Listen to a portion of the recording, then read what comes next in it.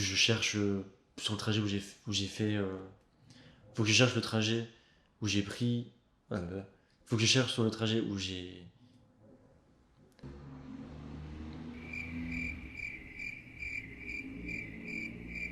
Bonjour à tous, j'espère que vous allez bien. Je vais vous raconter. Je vous avais laissé un petit peu de suspense dans la story. Suspense un peu éclaté. Là, je vais vous raconter du coup ce qui s'est passé à Montréal. Alors, je suis arrivé, comme vous le savez, voilà. J'ai commencé un petit peu à visiter, mais je n'avais pas de 4G, j'avais pas de wifi ni rien, donc j'ai marché pendant à peu près une demi-heure, un peu plus, jusqu'au McDo. Ce qui est très étrange, c'est que j'ai l'impression qu'ici, les Québécois ne savent pas où est le McDo, alors que, tu sais, en France, tu te dis où est-ce qu'il est le McDo, il est là, là, là, il est là. J'ai demandé à plusieurs Québécois, ils doutaient, ils savaient pas trop.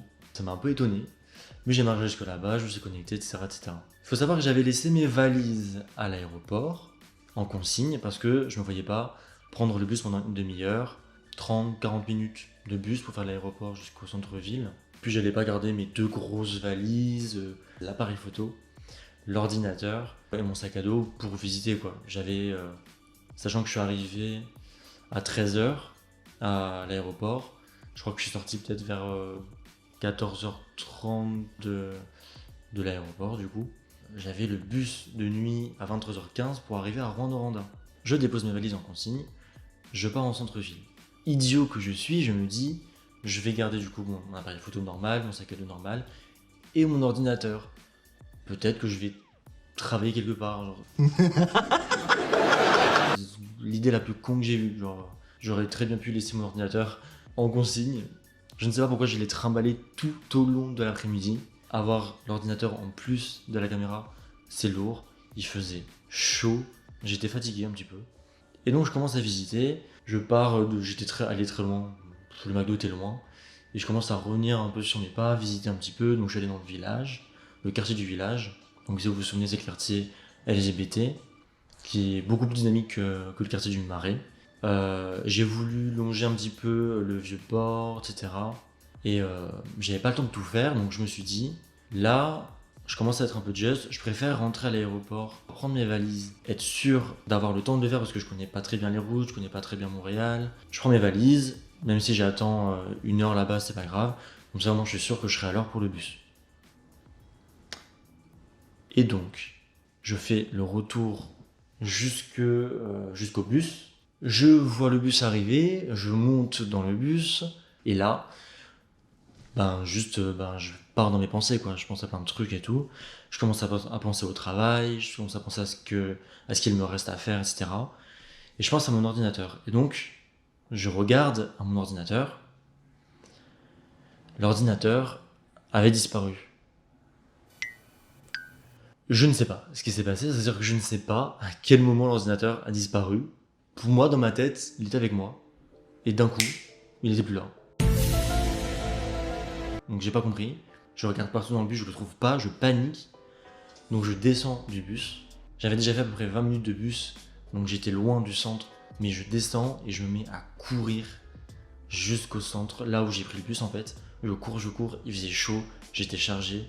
Je commence à transpirer comme jamais. Je croise des gens, je dis excusez-moi, est-ce que vous savez où est cette rue et tout. Je tombe sur des Français, bien évidemment. Je crois que je suis tombé que sur des Français à Montréal. C'est un truc de fou. Et je retrouve la rue où j'étais. Je me dis là, j'ai pas d'autre choix. Il faut que je cherche sur le trajet que j'ai pris, voir si j'ai pas laissé mon ordi. Et là, je vois un autre bus arriver, le même numéro que celui que j'avais pris. Je monte dedans et j'essaie de demander au chauffeur s'il peut m'aider, appeler, je sais pas, service des objets trouvés ou je sais pas. Il était tôt en plus pour appeler les services des objets trouvés. Il aurait jamais eu le temps d'arriver, mais bref, je cherche des solutions, je dis peut-être que je l'ai oublié dans l'autre bus, que j'ai mal vu, que j'ai paniqué pour rien, qu'il était dans le bus depuis le début. Et là, le chauffeur était incroyable, donc big up pour lui, parce qu'il m'a pris de A à Z. Je remets le contexte, je suis monté dans le bus, il était 18h. Donc, au moment où je remonte dans l'autre bus avec l'autre chauffeur, il devait être peut-être 18h40, 18h45. Je ne sais plus exactement des horaires, j'étais en panique, ok. Et il me prend vraiment en charge, il fait tout pour m'aider, il pouvait pas grand chose malheureusement. Mais il a tout fait pour m'aider, il a appelé ses supérieurs et tout, il a appelé ses collègues. Il m'a dit bah reste dans le bus avec moi, on fait le retour. Et on va croiser ton bus avec le même chauffeur, tu lui demanderas, tu vérifieras dans le bus et tout. Ce qu'on a fait introuvable. Je sais pas quoi faire, je me dis là, il commence à se faire tard. En vrai, il était peut-être déjà 19h passé à ce moment-là. Je me dis le temps de retourner là-bas, de prendre mes bagages et de revenir, genre, je sais pas trop comment ça fonctionne, j'ai peur d'être en retard. Je préfère avoir mes bagages et être sûr d'avoir mes bagages et de pas louper le bus ensuite, plutôt que de passer 1000 ans en centre-ville et de pas savoir ce qui peut se passer après. Donc je retourne à l'aéroport, je prends mes bagages, je retourne en centre-ville. Déjà, je suis désespéré. Je suis vraiment désespéré. Je commence à prier les cieux, l'univers. Vraiment, j'appelle tous les astres possibles. Et je me dis, il faut que je trouve cet ordinateur-là. Il y a tous mes cours, il y a plein de projets. Il y a mes projets YouTube aussi, il y a mes shootings photos. Il y a des projets que je n'avais pas encore mis sur le disque dur. Donc j'étais vraiment en panique totale. Et puis clairement, j'avais pas 1200 € à mettre dans un ordinateur. Je venais déjà de payer 800 boules, 900 boules pour un billet d'avion jusqu'à Montréal. J'avais plus d'argent en fait. Donc je suis désespéré. Donc avec mes bagages, l'un des deux bagages avait une roue cassée, donc c'était super agréable. Je commence à faire tout le trajet retour. Et là j'arrive, c'est comme une espèce de mini parc avec un terrain de foot et une fontaine, des tables de pique-nique et tout. Et je me souviens que je suis arrêté là pour remplir ma bouteille d'eau. Et je commence à chercher. Et je la trouve pas. Et je me dis c'est forcément là que j'ai oublié mon ordinateur, parce que je me souviens que j'ai essuyé ma bouteille d'eau sur mon t-shirt, chose que je n'aurais pas pu faire si j'avais eu mon ordinateur à la main. Et je le cherche et je le trouve pas. Donc je commence à demander aux gens qui sont là. Et là il y a un mec qui est là. Je lui demande, il sait pas. Je me pose et je réfléchis, je me dis qu'est-ce que je fais? Qu'est-ce que je fais? Qu'est-ce que je fais? Et le mec à qui j'ai demandé auparavant part. Et là je l'entends m'interpeller, il me dit excuse-moi, est-ce que c'est pas ça? Et là je le vois tenir mon ordinateur dans sa main. Je lui dis mais attends, mais what the fuck? Je viens de passer 10 minutes à chercher partout, je l'ai pas trouvé, et lui l'a trouvé. Et en fait, la pochette de l'ordinateur est grise, le sol c'était du gravier gris, et il était posé sur un poteau gris.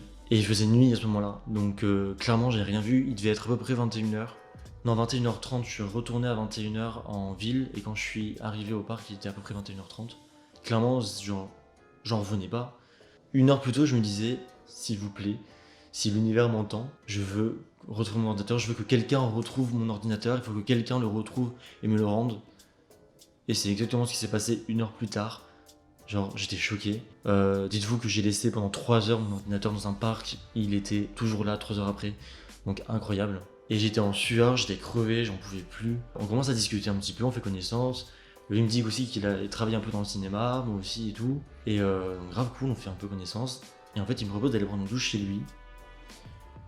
Chose qu'il ne faut pas faire en général. On ne dit pas oui quand un inconnu vous propose de prendre une douche chez lui ou chez elle, en général. Et je dis oui, j'en pouvais plus, j'étais au bout de ma vie. Je dis ouais, là il faut que je prenne une douche. Parce que je ne voyais pas ensuite attendre le bus et prendre le bus jusqu'à Rwanda, tout transpiré, tout dégueulasse, je puais et tout, pas possible. Et franchement adorable, il m'a préparé, il voulait me préparer à manger et tout. Il m'a préparé un petit jus super bon. Et il m'a aidé à transporter ma valise ensuite jusqu'à l'autobus ensuite. Donc adorable. Et puis voilà, j'ai pris le bus et j'étais exténué à ce moment-là. Donc je me suis dit, c'est super, je vais pouvoir dormir dans le bus. On en parle du bus ou quoi, genre je crois que les routes au Québec sont les pires routes que j'ai jamais prises. Franchement, je me plaindrai plus jamais des routes françaises parce que il y a 9 heures de bus entre Montréal et Rouen. Et les 3 quarts du trajet, le bus tremblait. Comme ça. Impossible de bien dormir. Comme un idiot, j'ai pas pris de plaid, j'ai rien pris. Donc j'étais un petit peu comme ça, recroquevillé sur mon siège, à essayer de trouver du confort. Là où il n'y en avait clairement pas. Dans un bus qui tremblait. Autant dire que j'ai pas beaucoup dormi. Je crois que j'ai dormi. Je dormais en fait par tranche de 45 minutes. J'avais très faim. Et le chauffeur, il s'est arrêté plusieurs fois à des stations-service. Et à un moment donné, du coup, je me dis, bah, j'ai très très faim, je vais arriver, je vais pas avoir le temps de manger, je vais faire l'état des lieux, je vais m'installer, je vais devoir m'inscrire à la fac. Donc je descends du bus. Ça devait prendre 2 minutes, m'acheter un truc vite fait à manger, et je rentre dans le bus, tu vois. Parce que le chauffeur descendait à chaque fois du bus dans la station-service. Donc je lui dis, bah, s'il descend du bus, je peux descendre du bus, tu vois. Là, il me dit, non, non, en fait, on peut pas descendre et tout, faut monter dans le bus, on repart direct.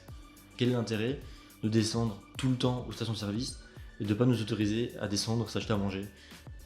J'avais faim. Donc bref, j'arrive à Rouen-Noranda, enfin, je m'installe, je fais mes inscriptions, et voilà, me voilà ici.